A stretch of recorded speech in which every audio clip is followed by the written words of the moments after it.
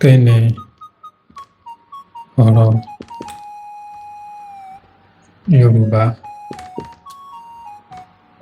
fún style Pangadian?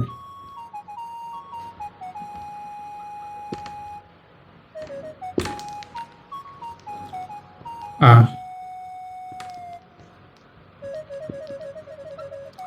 Iyán ìgbàlódé.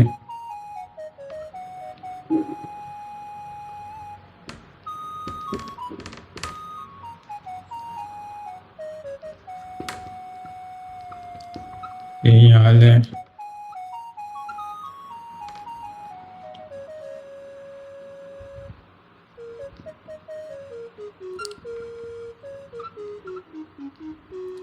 Iyán ewùrà.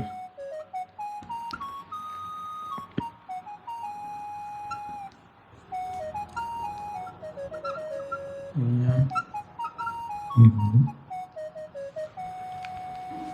Tọ́ ẹ̀yin èèyàn wa ẹ̀dẹ̀ òdògí ẹ jẹ́ ká dáhùn ìbéèrè yìí. Kí ni ọ̀rọ̀ Yorùbá fún style Pangadian? Style Pangadian. Pangadian a mọ̀ pé iyán ni wọ́n ń pè ní Pangadian, ìyẹn ní èdè Gẹ̀ẹ́sì. Kí wá ni ọ̀rọ̀ Yorùbá fún style Pangadian? A. Iyán ìgbàlódé. B. Iyán alẹ́. D. Iyán ewùrà. E. Iyán ẹ̀wù. Èwo ni ìdáhùn nínú gbogbo ẹ̀? Bí ẹ bá mọ ìdáhùn nínú gbogbo àwọn ìdáhùn tí a kọ sí ojú pátákó, ẹ jẹ́ ká mọ̀ ní abala ìrísí kí gbogbo wa ká jọ kọ́ ẹ̀kọ́. Ẹ ṣeun lọ́pọ̀lọpọ̀ tí ẹ̀ ń darapọ̀ mọ́ wa ní gbogbo ìgbà tí a jọ ń gbé àṣà, ìṣe àti èdè wa lárugẹ. Ẹ bá fẹ́ràn ohun tí a ń ṣe lórí ìkànnì wa, ẹ bá wa dára àwọn fọ́nrán wa sí ọ̀pọ̀lọpọ̀ àwọn ènìyàn kí àwọn náà lè darapọ̀ mọ́ wa ká jọ máa gbé àṣà, ìṣe àti èdè wa ká jọ máa gbé lárugẹ. Ẹ ṣeun, àdúpẹ́, kò ní bàjẹ́ o. Ó dìgbà kan náà.